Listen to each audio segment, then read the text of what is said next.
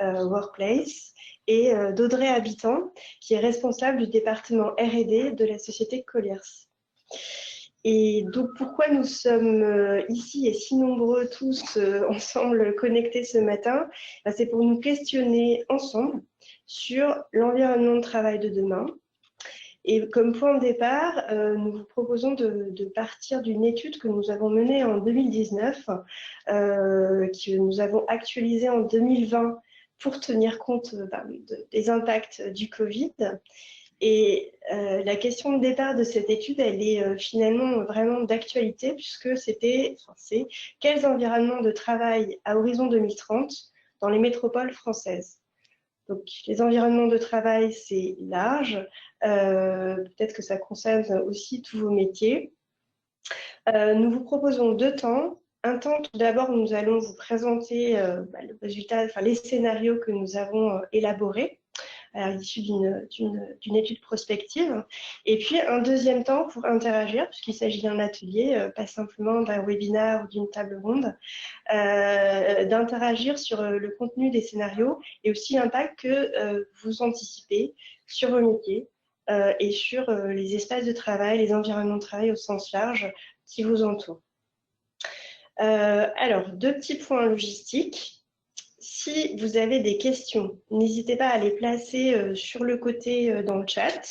On prendra régulièrement des petits moments pour faire une synthèse des questions et y répondre. Et également, nous utiliserons par la suite l'application Klaxoon.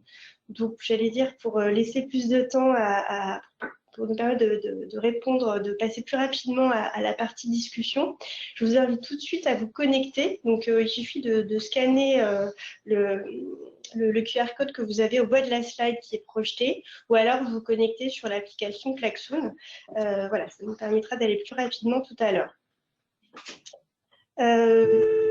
Voilà. Donc, du coup, je vais laisser la parole à Audrey qui va vous présenter donc la manière dont nous avons procédé pour élaborer ces scénarios. Oui, donc bonjour à toutes et à tous. Bienvenue pour ce webinaire atelier. Donc, comme le disait Diane, nous avons mené une étude en 2019 avec le cabinet de prospective Futurible. Et donc, l'objectif était de dessiner le futur du travail, de ces lieux, de ces usages à horizon 2030 pour la France et pour le secteur tertiaire. Pour ce faire, donc, nous avons sélectionné une vingtaine de variables, 17 pour être précise, qui pour nous avaient un impact particulier sur le devenir des environnements de travail. Et pour chacune de ces variables, nous les avons documentées et nous avons émis certaines hypothèses d'évolution à horizon 2030, donc pour chacune d'entre elles.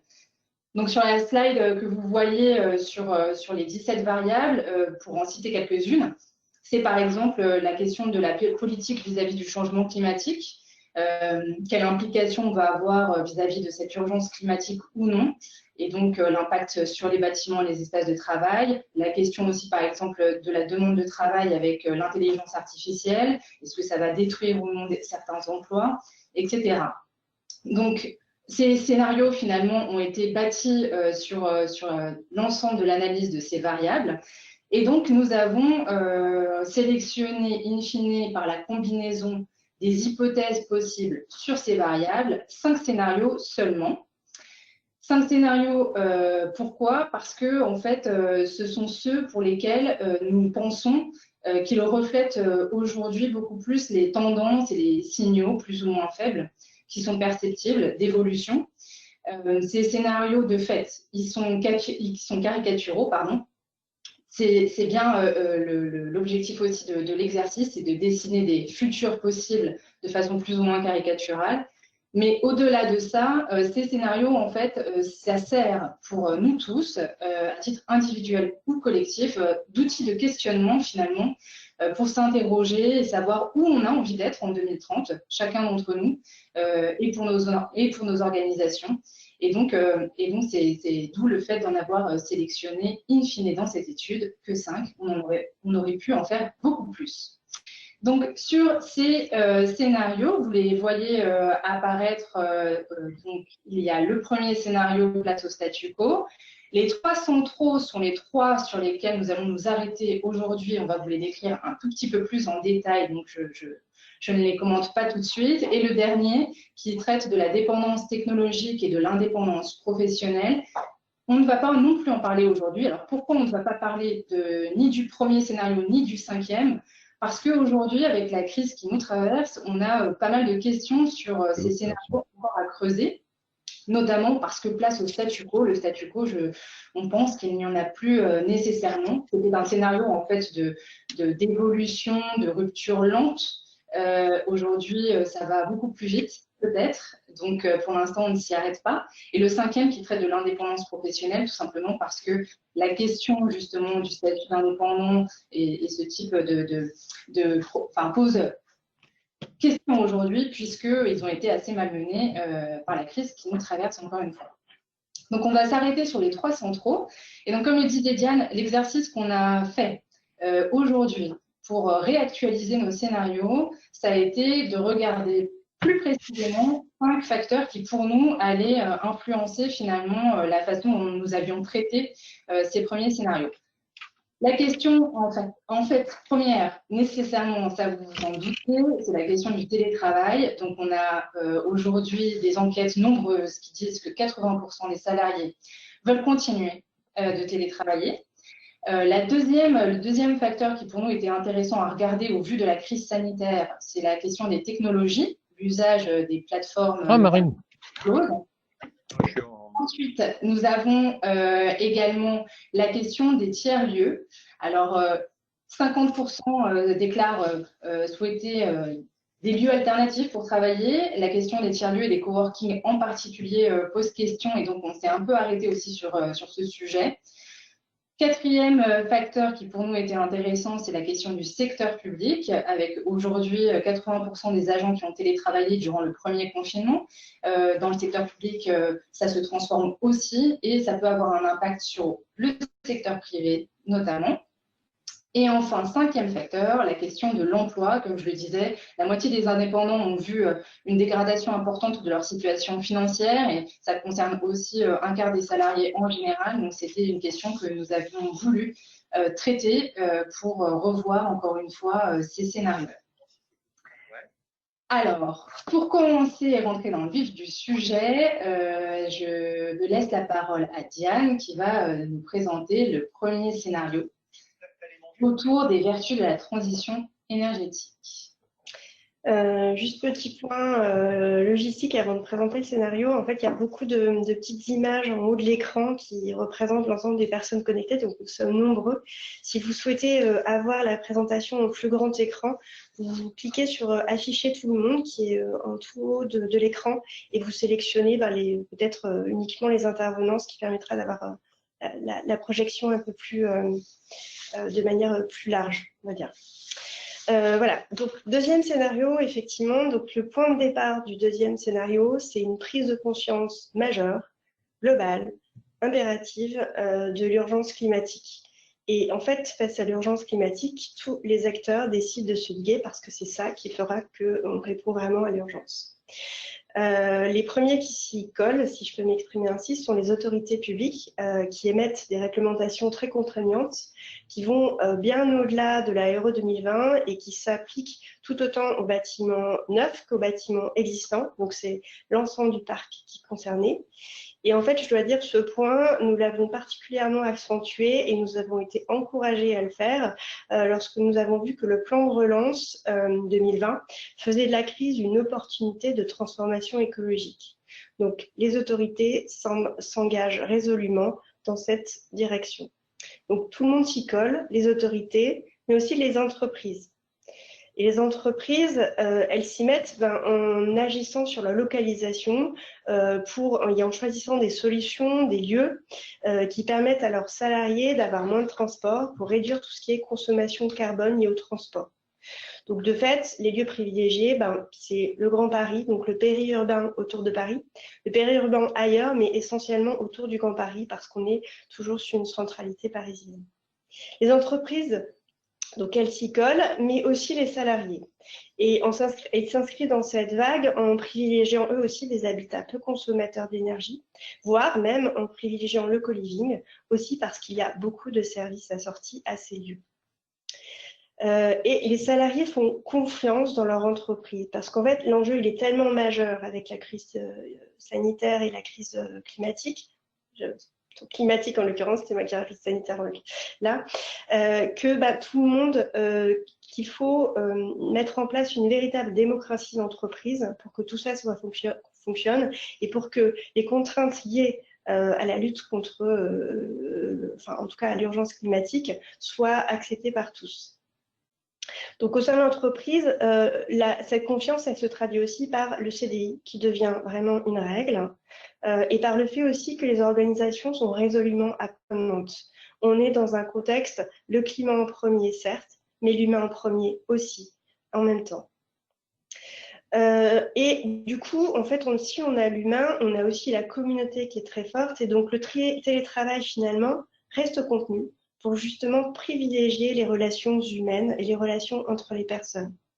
Le travail, il est choisi, qu'il soit à temps partiel ou qu'il soit un travail dans un métier à impact.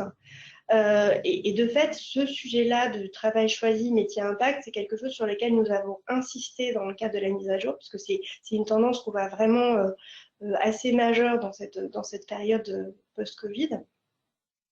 Et dans les environnements de travail, en sous-jacent technologique, la 5G, elle est partout. Donc, elle permet facialement d'accéder à tout, d'utiliser les capteurs, d'utiliser l'IoT. Mais en fait, l'usage de la technologie, il est raisonné. C'est-à-dire que chaque fois qu'on utilise une application, les données personnelles sont sécurisées, protégées. Il n'y a pas de réidentification possible des personnes.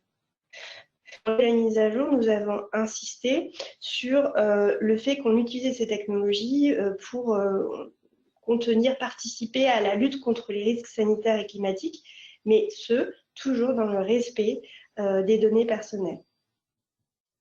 Donc on a commencé à parler des environnements de travail avec la technologie, la 5G, qui sont des sous-jacents. Et si on en vient aux bâtiments, en fait, résolument, ce sont des bâtiments résilients qui sont l'avenir dans ce scénario, des bâtiments résilients et forcément des bâtiments smart pour optimiser la consommation énergétique, tout en même temps apportant du confort aux utilisateurs. Le principe clé des environnements et de la conception des environnements de travail au sens large, c'est véritablement la co-conception parce qu'elle est considérée comme garante du bien-être. C'est-à-dire que, ok, je vais faire des efforts sur, je ne sais pas, la température, mais tout est co-construit. Les environnements sont sobres, ils sont diversifiés, flexibles, conviviaux, et ce parce qu'en fait, on est dans le multi-usage. Les entreprises sont configurées en campus multi-entreprises qui sont ouverts sur la cité, ouverts sur tous les usages possibles, qu'il s'agisse de, voilà, on rassemble dans un même lieu des startups, les partenaires de l'entreprise, mais aussi du logement, des services, toute une animation, tout un écosystème qui se crée autour de ces campus, et ce pour toujours plus d'innovation, d'ouverture sur le territoire, et donc de création ensemble. Voilà pour ce scénario. Je passe la parole à Audrey. N'hésitez pas, si vous avez des commentaires et des questions, à les mettre encore une fois dans le chat au fur et à mesure. On prendra un certain nombre de questions après la présentation des scénarios et avant de passer à l'atelier pour en parler sur Klaxoon. Et pour ceux qui arrivent au fil de l'eau, le lien vers le Klaxoon que nous aurons en seconde partie est aussi dans le chat. N'hésitez pas à vous connecter dès à présent. Alors, deuxième scénario à vous présenter aujourd'hui, un scénario qui s'intitule « Prendre un nouveau départ vers les territoires ». Et donc, en fait, ce scénario, c'est un scénario où les salariés, les individus ont une envie, c'est d'améliorer leur qualité de vie. Pourquoi? Parce que la vie coûte extrêmement plus cher, les loyers explosent, la question des transports sont bondés en région parisienne, mais pas que. ils ont la perception que le travail finalement est un moindre facteur d'épanouissement pour eux. Et ils cultivent une certaine aussi défiance vis-à-vis de leur entreprise parce qu'ils considèrent que les valeurs affichées par leurs entreprises sont plutôt cosmétiques, qu'on ne s'intéresse pas justement à leur qualité de vie au travail, qu'il y a une démultiplication d'ateliers raison d'être qui ne mènent à rien, etc. Et donc, ils en ont marre et ils veulent une meilleure qualité de vie et donc ils s'en vont. Donc, on observe à horizon 2030 dans ce scénario un départ massif en région, notamment vers des villes moyennes, pour améliorer leur qualité de vie, encore une fois, accéder à de plus grandes surfaces, notamment en termes de logement, etc.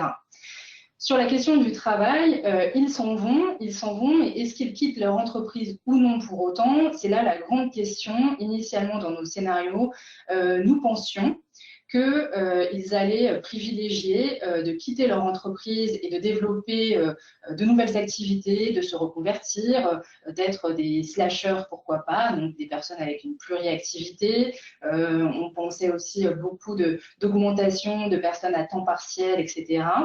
Je parle un petit peu au passé parce qu'en fait, dans notre analyse actuelle et au vu de la crise sanitaire, quitter son emploi, ce n'est peut-être pas une bonne idée tout de suite. Et ce qu'on pense finalement, c'est que dans les 5 prochaines années, ce qu'on observera certainement, c'est cette envie de partir, mais en gardant son emploi et donc une demande croissante de salariés qui voudront certainement être à 80% ou à 100% de leur temps en remote pour pouvoir habiter un peu plus loin que leur entreprise. Donc ça, c'est un premier constat. Ces salariés aussi seront en demande de développement de nouvelles compétences. Ils vont peut-être aussi développer des projets à côté, donc des side projects, ce qu'on appelle pour essayer de trouver un nouveau souffle dans leur travail. Donc ça, c'est des perspectives qu'on projette à horizon 2025 et ensuite 2030. Peut-être qu'ils ne passeront pas de quitter leur entreprise, mais ça, on verra. Et donc, en termes, au niveau des organisations, là où où on s'est questionné, c'est qu'est-ce qu'elles vont faire finalement, ces entreprises qui voient leurs salariés désengagés, la défiance qui est installée, etc. Elles vont se re-questionner et surtout, elles vont devoir se transformer en profondeur. Donc, on va observer justement le fait que les entreprises vont vouloir développer de bonnes conditions de travail, notamment pour assurer le travail hybride, donc le travail en mix présentiel-distanciel. On va observer aussi une attention croissante liée aux espaces et aux services, et tout ça en parallèle d'une volonté d'accompagner leurs salariés, pourquoi pas vers leur reconversion, et de développer donc leurs compétences notamment.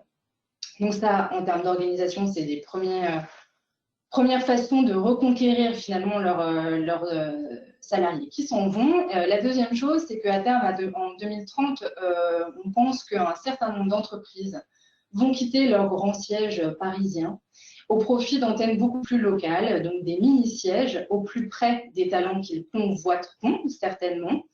Et donc, en fait, on observera une certaine décentralisation, ou plutôt l'émergence de nouvelles centralités finalement avec ces antennes locales et un fonctionnement des organisations beaucoup plus distribué. La question, je disais, un point qu'on a abordé dans la révision de nos scénarios, c'est aussi la question des tiers-lieux et des coworking. Et dans ce scénario, ça fait notamment sens puisque nous pensons que les coworking qui se démultiplient à plein sur les territoires vont avoir un rôle clé dans ce scénario puisqu'ils vont pouvoir à la fois assurer le travail nomade, mais aussi, pourquoi pas, offrir des espaces pour des équipes sédentaires ou servir d'antenne locale à ces entreprises qui vont donc vouloir s'installer en région. Donc ça, c'est un point important dans ce scénario-là, c'est finalement l'avènement des solutions immobilières flexibles attendues puisque cette décentralisation va faire plus appel aux tiers-lieux. Et enfin, dernier point, c'est la question de l'hospitality management et du community management dans ce scénario. Un scénario qui où on voit une demande croissante des salariés de s'intéresser à leur qualité de vie au travail, etc., va demander finalement à ce qu'il y ait une dimension servicielle extrêmement importante et une expérience aussi sans couture, que ce soit sur site ou hors site. Et donc là, on va avoir vraiment un enjeu fort pour développer ces aspects de community management et d'hospitality management, avec l'appui, pourquoi pas, justement, de ces tiers-lieux, pour maintenir notamment une certaine cohésion et un maintien du sentiment d'appartenance finalement à l'entreprise, qui est clé, encore une fois, dans ce scénario. Donc voilà pour ce scénario 3, prendre un nouveau départ vers les territoires. Et pour la présentation du troisième et dernier scénario, je repasse la main à Diane. Oui, et je vois qu'il y a déjà des questions. Je vous propose qu'on les groupe à la fin de la présentation de tous les scénarios. Donc effectivement, scénario numéro 4, qui est un scénario un peu noir. En fait, c'est l'accélération des tendances noires que nous constatons aujourd'hui, avec un creusement majeur des inégalités et des scissions de tout type. Alors ça fait figure un peu de scénario repoussoir dans le panel qu'on vient de mentionner, mais le fait est que nous aussi dans notre... voilà, ce sont des choses que nous percevons et donc qui sont... Voilà, qui peuvent arriver. Donc, les scissions de tout type. On a d'abord des scissions territoriales. Alors, elles sont à différents niveaux, centre, périphérie, Paris, province. En fait, le principe de base, c'est qu'on fuit vers la province et on fuit vers la périphérie, voire même la périphérie de la province, à cause des coûts des loyers qui augmentent drastiquement. Et en fait, ces loyers et tous ces coûts de l'immobilier augmentent drastiquement parce que les contraintes d'urgence climatique sont très fortes. Et donc, ça impacte énormément le coût de l'immobilier. Donc, on fuit. Et donc, mais fondamentalement, on fuit dans une... et les surfaces baissent parce qu'on est quand même dans des contraintes d'urgence climatique fortes et réglementaires fortes. Les surfaces baissent et en même temps, la fracture numérique s'accentue parce que plus on va vers la périphérie et moins on a de 5G, parce que la 5G, c'est que pour le centre-ville, où il y a effectivement tout le réseau qui va bien. Mais en périphérie et dans les zones blanches, eh bien, il n'y a pas grand-chose. Et donc, de fait, c'est une tendance que nous avons accentuée parce qu'on l'a bien vu lors du premier confinement, surtout, cette tendance de les zones blanches et ces pour-comptes sont patentes et peuvent être avérées. Donc, scission territoriale. Et en fait, cette scission territoriale, donc Paris, province, centre-ville, périphérie, elle s'impacte également dans les scissions, elle se traduit également par des scissions sociales au sein même des entreprises. Donc, on a vraiment la performance qui est le maître mot de tout. Et on a d'un côté, la performance est le maître mot de tout, et l'intelligence artificielle détruit beaucoup d'emplois. Et on a une scission entre deux catégories de salariés. Les salariés qui sont les salariés premium, qui sont performants, choyés, voilà. Et puis les autres qui sont plutôt sur des fonctions back-office. Alors on peut penser par exemple aux entraîneurs d'intelligence artificielle qui sont les prolétaires des nouveaux temps. Voilà, scission sociale au sein de l'entreprise qui se traduit ensuite dans une scission des statuts, des positions et des environnements de travail qui sont associés. Donc, les salariés qui sont plutôt sur les fonctions back-office, ils vivent leur travail comme imposé. Ils cumulent les CDD quasiment jusqu'à leur vie, jusqu'à la fin de leur carrière. Ils travaillent dans des lieux et dans un environnement de travail très peu confortable, en périphérie. Donc, ça peut être des coworking, voire des corpo-working, mais vraiment très peu aménagés, avec peu de réseaux, je l'évoquais tout à l'heure. Alors que les autres, qui sont donc les salariés premium, ils sont porteurs de CDI, ils se voient bénéficier d'un très grand nombre de services qui améliorent et qui contribuent à leur qualité de vie au travail. Et de fait, c'est ce qui est recherché par les entreprises, une QVT alléchante qui attire en plein cœur des centres-villes tous ces salariés premium dont elles ont besoin pour être performantes. Et ces tendances de creusement des fractures, de précarisation d'emploi, d'explosion des contrats courts, nous les avons réellement noircies à l'aune du post-Covid, parce que c'est des choses que nous voyons autour de nous et qui nous semblent vraisemblables. Et on a ainsi intégré également, alors Audrey parlait des espaces de coworking tout à l'heure, de fait, les espaces de coworking jouent aussi un rôle dans ce scénario-là, mais différemment. C'est-à-dire que c'est plus pour du back-office potentiellement. Et puis, c'est plus aussi parfois pour des espaces de coworking qui sont presque montés par le secteur public dans une optique de rééquilibrage des zones et d'accompagnement des populations qui sont précarisées, qui habitent très loin des centres-villes. Et donc, voilà, on est sur une autre tendance un peu plus noircie. Voilà, pour ce scénario. Donc, avant de poursuivre, je vous propose qu'on prenne peut-être un petit temps pour les questions qui ont déjà été posées. Alors, notamment sur la question des bâtiments résilients que je vois. En fait, les bâtiments résilients, c'est en fait des bâtiments qui répondent, qui permettent une grande évolutivité dans le temps. C'est-à-dire que voilà, la résilience en mécanique, c'est une pièce qui va se déformer sans casser. Là, le bâtiment, il va se déformer dans la durée, il va prendre le choc de la durée. Et donc, nous, ce qu'on voit, c'est qu'il y a 3 dimensions qui peuvent être envisagées. Ça peut être déjà, on va dire, dans la structure même, dans les sous-jacents, en termes de réseau, parce qu'on vient d'en parler sur la fracture numérique, ça veut dire un réseau ou en tout cas qui permet la résilience dans le temps et l'adaptation à tous les nouveaux usages numériques, en tout cas, qui vont arriver. Ça va être par exemple des protocoles, la mise sur un réseau ou un protocole qui est commun à tous. Un bâtiment résilient dans sa structure, ça va être aussi des bâtiments qui vont être énergétiquement et on va dire d'un point de vue développement durable résilients, c'est-à-dire des bâtiments qui vont être à minima, on va dire, autosuffisants en énergie pour pouvoir perdurer dans le temps et quel que soit ce qui se passe autour, voire peut-être qu'il va mutualiser avec les bâtiments autour pour être dans une résilience globale. Et puis, ce sont des bâtiments qui aussi, en termes d'usage à l'intérieur et d'aménagement, sont des bâtiments qui vont être réversibles et qui vont pouvoir à la fois accueillir une mixité d'usage dans le temps. Donc, ça peut être, en termes structurels, ça peut être peut-être des bâtiments qui sont facilement sécables, où on va pouvoir mettre différents occupants à l'intérieur, des aménagements qui vont être réversibles et donc une volatilité globale. Voilà, je ne sais pas s'il y avait d'autres questions. Il y avait un sujet sur le téléchargement de l'étude. Je ne sais pas si c'est bon. Ah oui, tu avais une. Ok, parfait. Donc, clairement, nous, du coup, on va peut-être passer à l'atelier. Je ne sais pas si Sébastien, je te passe la parole pour animer l'atelier. Merci Diane. Donc comme on vous l'a dit précédemment. Ah, il y a une autre question peut-être. Réversibilité, en Belgique, certains programmes spécifiques. Tout à fait. Effectivement, c'est des tendances qu'on voit de plus en plus et on peut le voir. Ce qui est intéressant dans votre remarque, c'est que ce n'est pas simplement du tertiaire, mais ça touche tous les bâtiments, en fait, objectivement. C'est vraiment l'ensemble des bâtiments qui s'inscrit dans une notion de réversibilité pour que si aujourd'hui je suis dans le tertiaire, demain je peux être un hôpital ou un logement ou je ne sais quoi. Enfin, un peu caricatural, mais on est vraiment dans cette optique-là.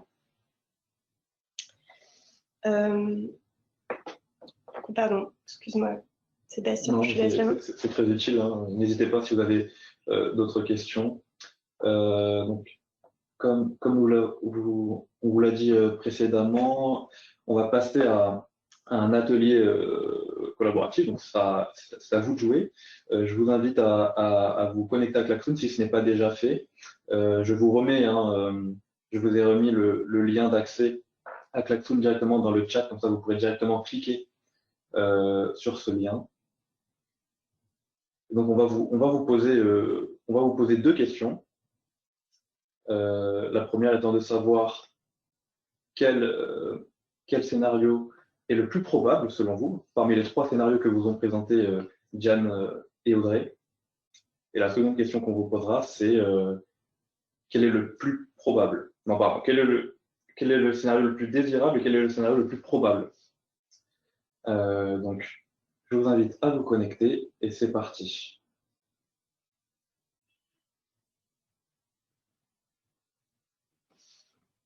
Et si vous avez des difficultés de connexion. Si vous avez des difficultés de connexion, n'hésitez pas à nous les faire parvenir.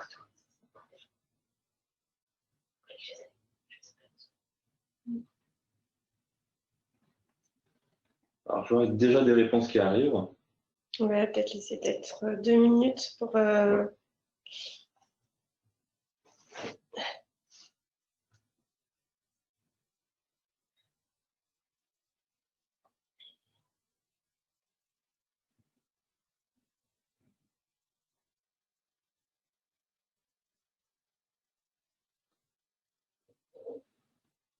On me donne 2 minutes où tu dis quand il y a un nombre de réponses qui va bien.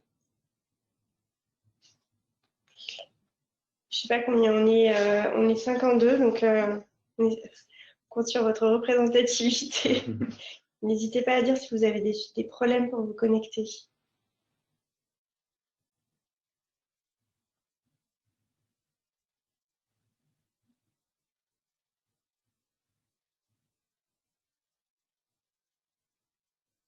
Alors, depuis mon écran, je vois que vous êtes encore 15 hein, à réfléchir. Prenez le temps, hein, on vous laisse encore quelques minutes. On est bien sur la question du scénario le plus probable, selon vous. Et encore une fois, il n'y a pas de bonne ou de mauvaise réponse. Hein.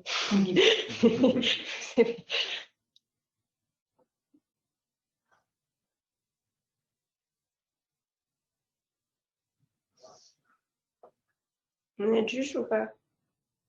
Vous avez bien tout en tête? Alors, encore 10 petites personnes. On vous laisse encore quelques minutes. Et une fois que vous êtes sur klaxon, restez-y, parce qu'on du coup, on va utiliser cette même application pour la suite. C'est-à-dire que là, ça prend peut-être un peu de temps pour l'allumage, on va dire, de connexion. Mais...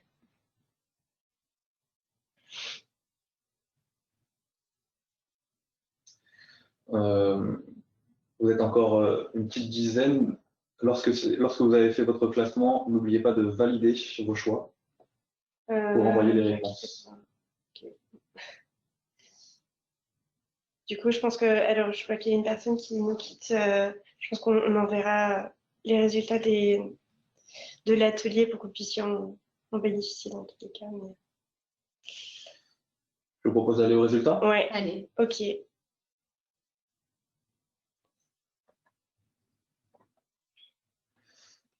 Alors, merci de votre participation. On voit que, je ne sais pas si vous avez le retour écran, mais en tout cas, restez bien sur votre écran en participant. On voit que le scénario, donc, qui selon vous serait le plus probable, est le scénario des vertus de la transition énergétique. Ok. En seconde position, vous avez classé prendre un nouveau départ vers les territoires. Et du coup, le troisième cast. Et de fait, oui, effectivement, Diane, le dernier scénario, sur vous, le scénario qui est le moins probable, hein, c'est le casse digital et la fracture territoriale. En fait, avant de rentrer plus dans les commentaires, ce que je vous propose, c'est peut-être de passer directement à la deuxième question pour qu'on puisse avoir un comparatif, être dans la mouvance. Allons-y. Donc, quel est cette fois-ci le plus désirable? Alors, peut-être qu'on va avoir des choses équivalentes. Hein. Parce que le scénario qui, selon vous, pourrait arriver n'est pas forcément celui que vous préférez. Hein. Cette fois, c'est vraiment en termes de préférence personnelle qu'on vous demande.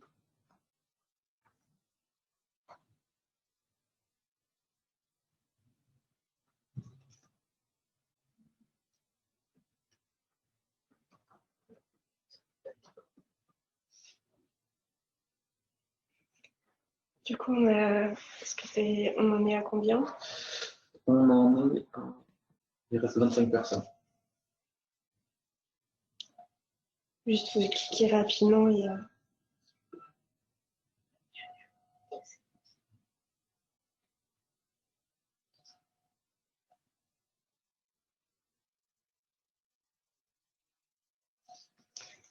Encore 15 personnes? C'est tout.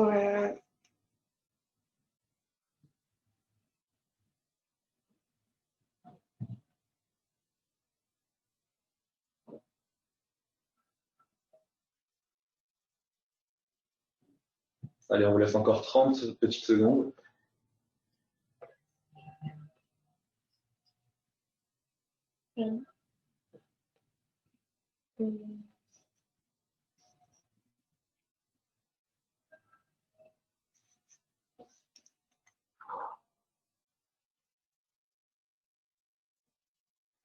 Du coup, on va peut-être y aller. Ouais. Allez, c'est parti. On va au résultat.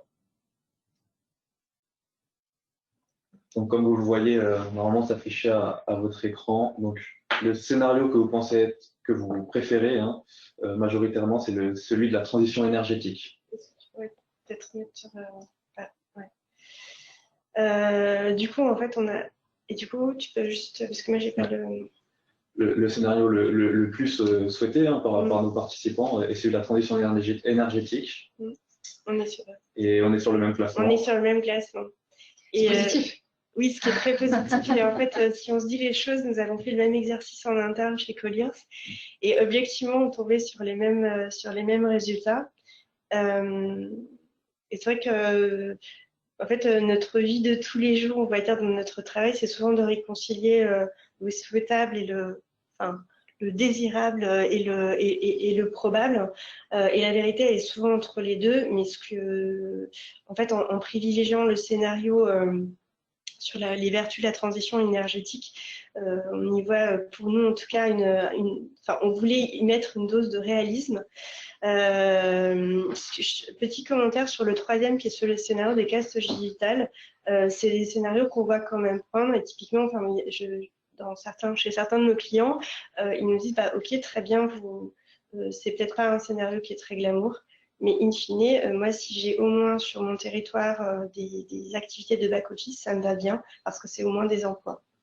Donc en fait, ça peut être aussi un emploi, même si c'est pas forcément un scénario qui est très glamour, ça peut être aussi parfois un scénario choisi par défaut, mais qui permet au moins une survie de certains territoires. Je ne sais pas si vous avez des questions ou des réactions sur ce classement. Est-ce que vous êtes surpris ou pas? C'est vrai que c'était un peu... on est à distance dans cet atelier, donc c'est peut-être un peu compliqué d'exprimer des choses. Mais est-ce que vous êtes surpris par... les uns ou les autres surpris par ce résultat on est tous ligués sur la transition énergétique ou pas? Est-ce que vous attendiez à ça? Je ne sais pas si... En fait, je ne sais pas si vous pouvez, peut-être par le chat, est-ce que vous pourriez juste dire oui ou non? Pas de réelle surprise. Ok.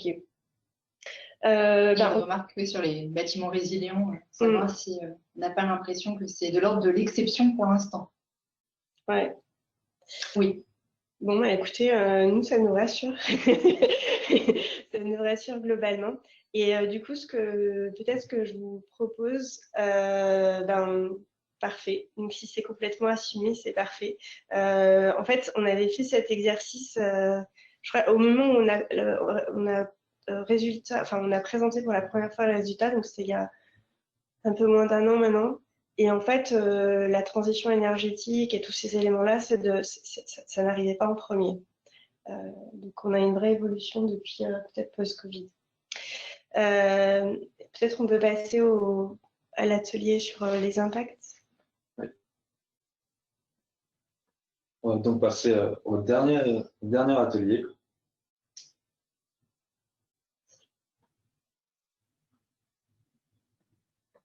Ce dernier atelier concerne les impacts du scénario que vous avez trouvé le plus probable, donc à savoir la transition énergétique. Donc, ce qu'on va chercher à connaître, c'est les impacts sur votre métier, sur les environnements de travail. Donc, deux aspects, hein, un aspect métier et un aspect purement environnement de travail. Ce qu'on vous demande, si vous avez accédé au board, au tableau, c'est de bien vouloir du coup nous envoyer vos post-it, donc vos idées. à l'aide du petit plus que vous voyez en bas au centre de votre écran. Donc, les post-it, donc 2 post-it par personne, un post-it vert qui correspond à l'impact majeur sur votre métier et un post-it bleu sur un impact sur votre environnement de travail, sur les environnements de travail. Donc voilà, n'hésitez pas à nous dire si la consigne est claire et si vous avez compris la manipulation. L'objectif, c'est de redescendre. Enfin voilà, une fois qu'on s'est dit que on va vers la transition énergétique, très bien. Du coup, concrètement, comment on fait? C'est un peu ça qu'on voudrait échanger, ce sur quoi on voudrait échanger avec vous.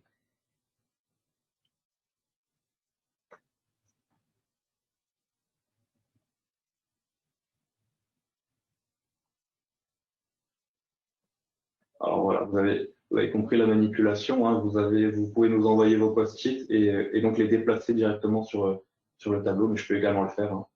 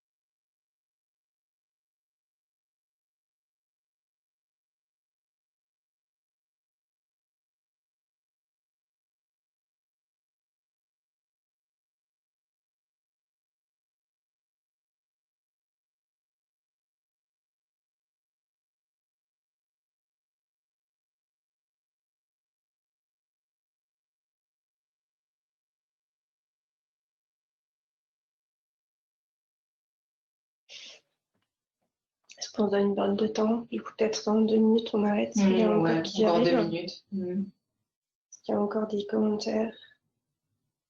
Du coup, tu as encore des Oui, post-it qui arrivent. il y a des post-it qui arrivent. Ouais.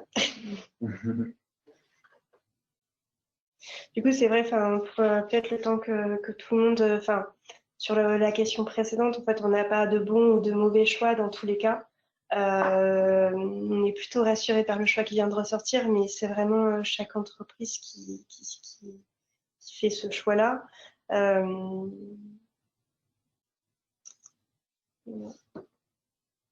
Attends.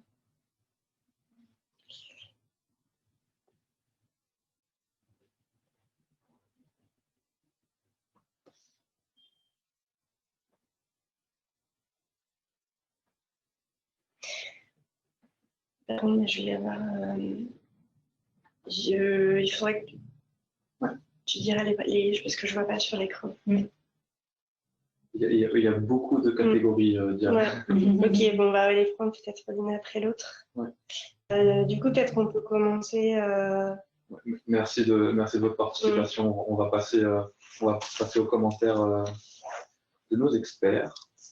Parce que Diane et Audrey, vous voyez l'écran. On va peut-être commencer par les impacts majeurs métiers. Ouais.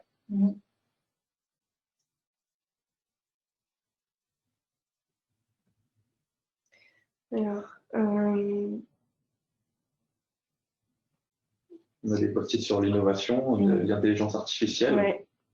Tout ce qui est IA, métier, les nouveaux modes de réduction, tout ce qui est télétravail, réactivité, adaptabilité. Besoin de formation aussi.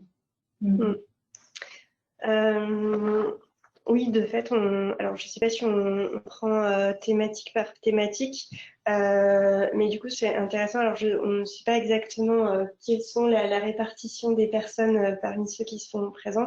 C'est vrai qu'en fonction de chaque métier, on a des impacts qui vont être différents. Sur la partie peut-être tout ce qui va être environnement de travail et RH, on a une vraie attente sur tout ce qui va être effectivement le lien avec le télétravail, avec aussi l'organisation et ce qu'évoquait peut-être Audrey tout à l'heure, tout ce qui est en lien avec l'hospitality et le fait de capter cette expérience collaborateur où qu'elle soit. Et donc, voilà, on va concilier pour ce faire, on va mettre à disposition du collaborateur tout l'équipement IT qui va bien avec la technologie.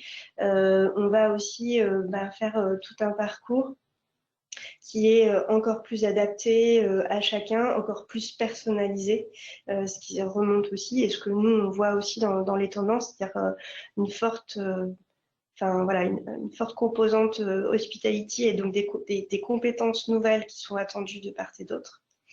Dans les impacts des métiers, qu'est-ce qu'il y a La question des technologies, de l'intelligence artificielle. Ouais, des technologies et de l'intelligence artificielle. Et de fait, c'est aussi une grande tendance que nous, on voit, qui est l'importance de la donnée. Parce que effectivement, on parlait de la 5G et de tous les capteurs qui seront de plus en plus logés à l'intérieur d'un bâtiment. De fait, tous ces capteurs font remonter des milliards de données qui sont des capteurs des usages des collaborateurs ou des usages du bâtiment.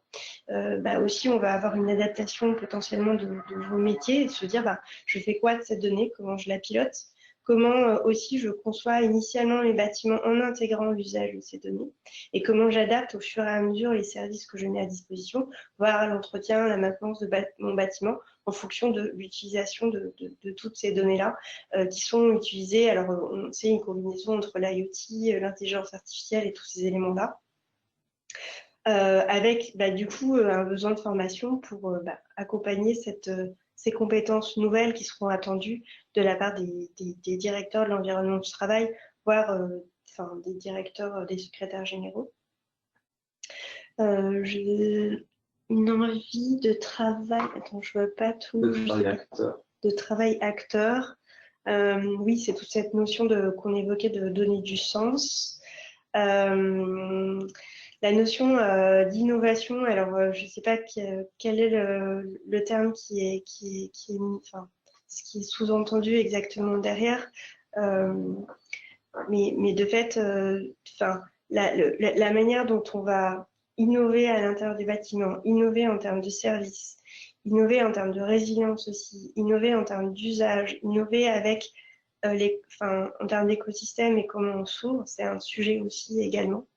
Je ne sais pas sur les métiers, si Audrey, tu voulais apporter des éléments complémentaires avec ta vision plutôt sociologue. Oui, alors pas nécessairement. Ce qui m'interpelle sur ce que vous avez partagé sur les impacts majeurs liés au métier, c'est la question du télétravail nécessairement. Je pense qu'on ne peut pas y échapper à cette question du travail à distance. Là où on met le curseur à horizon 2030, c'est compliqué. Je vois un post-it sur le télétravail 2 jours sur 5, la norme dans le tertiaire. Oui, actuellement, mais quid demain? Dans ce scénario, en fait, sur les vertus de la transition énergétique, comme Diane le présentait, c'est un scénario où on a envie de se retrouver quand même. C'est un scénario qui est centré sur l'humain et donc, se voir. Mais la question du travail à distance est toujours là. C'est le travail à distance, comment ne pas perdre aussi le lien à son entreprise. Je pense que c'est ça aussi l'enjeu derrière, et peut-être que cette question de maintenir le lien et du community management que j'évoquais dans le scénario 3, mais qui est aussi valable sur ce scénario 2, enfin, on appelle scénario 2 dans les 5 scénarios, mais c'est le scénario donc vertu de la transition énergétique. Oui, il y a bien quelque chose à repenser en termes de rôle dans vos métiers sur retrouver, faire le lien, nourrir ce sentiment d'appartenance à l'entreprise, etc., lié au travail à distance, sachant que le travail à distance dans ce scénario aussi, on le pense de façon raisonnée, donc on ne voit pas une explosion du travail à distance dans celui-ci. On voit en fait chacun va essayer de voir si selon son impact environnemental, c'est bon ou pas pour lui de télétravailler plus ou moins dans le temps. Donc c'est ça la particularité. Donc je rebouclais sur le scénario de base, mais donc c'est intéressant de voir quand même nécessairement la question du travail à distance apparaître dans ces impacts métiers. Ouais, et ce qui fera peut-être un peu le lien avec la question des environnements de travail, c'est, j'arrive plus à retrouver le post-it, mais il y avait la mention de l'hybridité en fait des modes de travail, et en fait le mode hybride de se dire je suis à la fois, enfin j'ai des équipes ou des collaborateurs qui sont ici et là, d'où le à distance, d'où en fait ce curseur, et d'où aussi les difficultés, en tout cas les impacts aussi sur les collaborateurs, mais visiblement aussi sur vos métiers, de comment je gère moi en tant que directeur du travail, secrétaire général ou autre, comment je gère cette hybridité et comment j'assure à la fois à mon équipe en tant que manager, à la fois en tant aux collaborateurs à qui je fournis des services, comment je leur donne les outils qui vont bien avec et la formation qui va bien avec pour gérer cette hybridité. Et qui donc, avec un curseur qui sera peut-être pas forcément sur le 80% ou le 100% télétravail, si on se dit que l'humain, c'est important.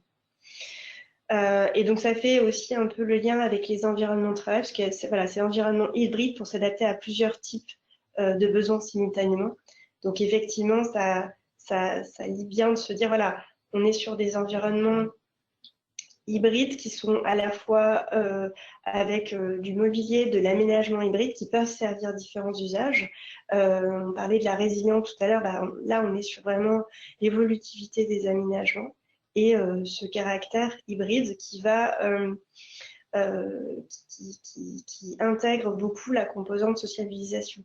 Et en interne, lorsqu'on avait travaillé sur les impacts de ce scénario sur les environnements de travail, on était même allé jusqu'à penser ce qu'on avait appelé des suites d'équipes, c'est-à-dire en fait des espèces d'espaces un peu importants où dedans en fait l'équipe allait un peu tout faire, c'est-à-dire à la fois un lieu qui va être avec la sociabilisation où on va pouvoir travailler, où on va pouvoir se réunir, et en fait c'est des espèces de suites d'équipes un peu sur voilà, et ces suites pourraient être louées de manière alternative, ou louées, ou en tout cas occupées de manière alternative par les équipes pour pouvoir justement gérer cette rotation des équipes et ce jour-là on se retrouve et tel autre jour on est plutôt à distance ou en hybride.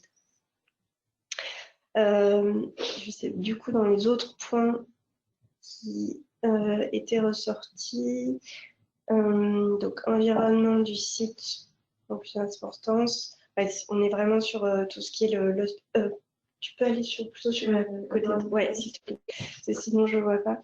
Bâtiment moins énergivore, on en a parlé effectivement. Et de fait, sur les bâtiments moins énergivores, il y a aussi enfin, nous, dans ce scénario-là, on est vraiment sur des contraintes très fortes d'un point de vue énergétique, qui s'appliquent tant à l'existant qu'aux nouveaux bâtiments. Et de fait, il y a un vrai, nous, ce qu'on voit souvent chez nos clients et en application aussi de ces scénarios, c'est qu'il y a une tension entre oui, ok, il y a des impératifs de développement durable, mais en même temps, il y a le confort des collaborateurs. Et pareil, il y a ce curseur à avoir et qui n'est pas forcément toujours évident en se disant, un bâtiment moins énergivore, il faut d'autant plus le co-concevoir que ça aura peut-être des impacts sur le confort, on va dire, personnel de chaque collaborateur. Ce qu'on voit, c'est l'évolution, voilà, l'évolution de l'espace, du prêt-à-porter au sur-mesure. C'est également un élément très intéressant.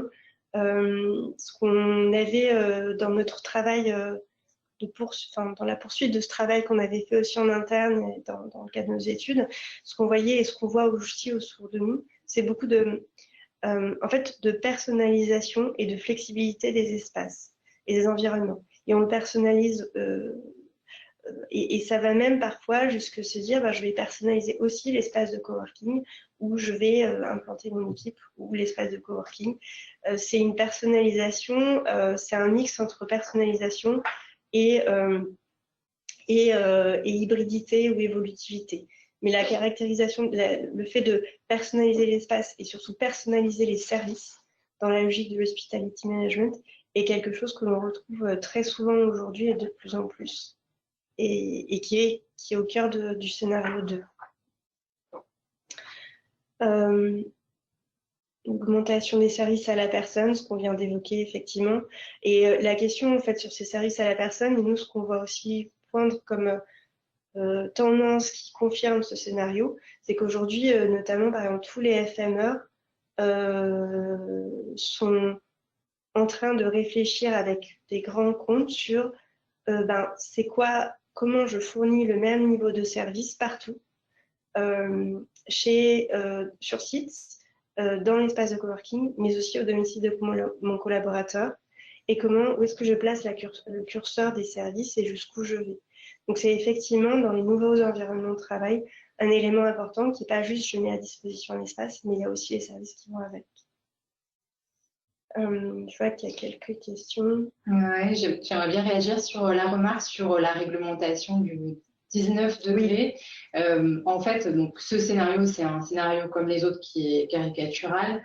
Ça, je l'ai dit en introduction. Et donc, dans ce scénario, ce qu'on pense quand même, c'est que le sursaut collectif vis-à-vis de l'urgence climatique fait que les individus, comme les organisations, vont accepter beaucoup plus de compromis, peut-être. Donc, c'est un scénario aussi qui dit que dans la perspective d'un moindre impact écologique, on accepte plus des choses contraignantes si ça va dans le bon sens concernant l'urgence climatique. Voilà. Donc, aujourd'hui, effectivement, on peut se poser la question, puisque ce n'est pas notre réalité actuelle, mais dans la façon dont on a approché, en tout cas à Horizon 2030, ce sursaut, ça fait sens et l'acceptabilité peut être là.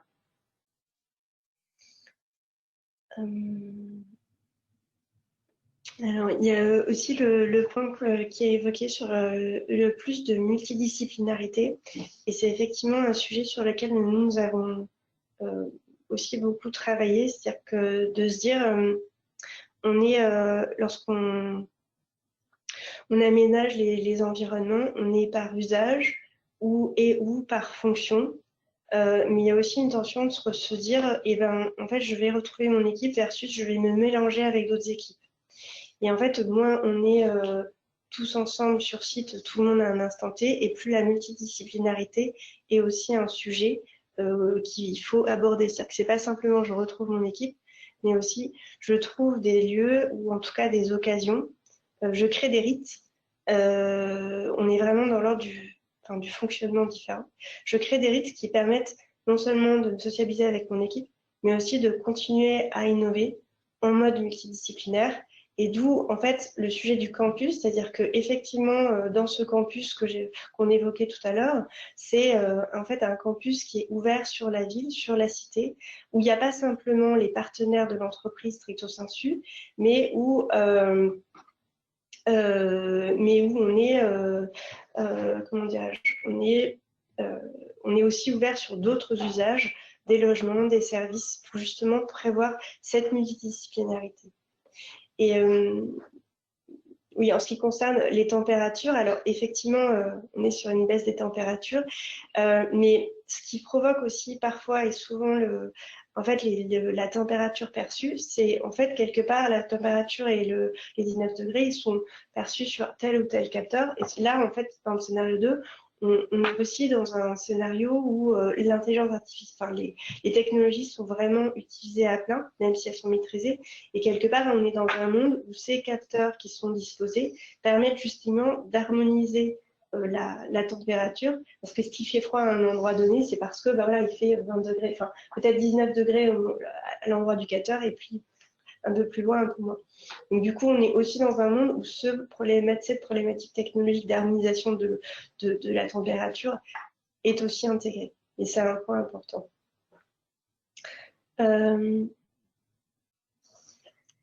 Qu'est-ce qu'on a? Oui, eh bien, en fait, on arrive à 12 heures.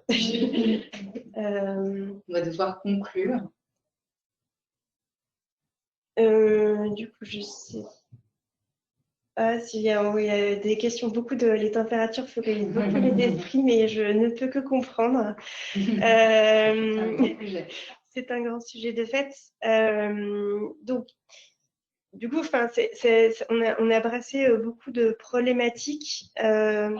Ce que nous, on retient, et j'espère que je me fais la bonne interprète de notre groupe de travail, c'est qu'effectivement, lorsqu'on parle des environnements de travail de demain, on n'est pas juste sur des problématiques immobilières, de se dire quel est le meuble que je vais mettre, quelle est l'isolation, quel est le bâtiment. On est sur des problématiques et la température est peut-être assez symptomatique de ce fait-là. C'est pas juste technique, c'est aussi perçu. On est sur des variables qui vont bien au-delà des variables immobilières et on est sur des variables qui touchent vraiment, on va dire, à la stratégie et au choix de chaque entreprise. Il n'y a pas un bon ou un mauvais scénario à choisir. En fait, tous les curseurs sont bons et c'est ce que disait Audrey tout à l'heure, c'est-à-dire c'est des scénarios qui ont vocation à questionner chacun. Dans chacun, on peut trouver des éléments qui sont dans notre environnement actuel. Il y a vraiment 5 problématiques ou 5 sujets sur lesquels il est important que chaque entreprise ou que chacun individuellement se positionne. C'est la place du développement durable et d'une vraie qualité de vie au travail. Ça veut dire quoi et comment je le traduis? La place de l'ancrage territorial et de l'ouverture sur l'écosystème local. Comment j'assure cette innovation, comment je m'ouvre. La place de la personnalisation et de la flexibilité des environnements de travail, qu'il s'agit des bâtiments, des aménagements. La nature et l'importance des lieux de départ, de déport, pardon. Est-ce que c'est des espaces de coworking? Est-ce que c'est différents sites? Est-ce que c'est... Voilà. Et quels sont les nouveaux services qui y sont associés? Et puis, la question qui est en sous-jacent, mais qui est la question du digital, de l'accès au réseau. Et du coup, l'utilisation du digital au service des usages. En fait, voilà 5 questions ou 5 grands items qui sont en filigrane en transverse de tous nos scénarios et sur lesquels, voilà, dans vos métiers de tous les jours ou dans chaque entreprise devra se positionner d'ici 2030 ou a priori même bien avant. Voilà, du coup, je crois qu'on va déconnecter. On n'a plus qu'à merci infiniment pour votre participation. Je crois qu'il y aura une transmission des slides. Oui, il y a un replay disponible et puis bien sûr, on est à votre disposition en dehors de ce temps d'atelier qui est nécessairement court. On aurait encore beaucoup de choses à partager sur les autres scénarios notamment. Donc, on est à votre disposition pour continuer ces échanges dans un autre lieu quand vous le souhaitez. Voilà, merci beaucoup à tous et très bonne journée. À très bientôt. Au revoir. Donc, j'ai écrit effectivement les 5.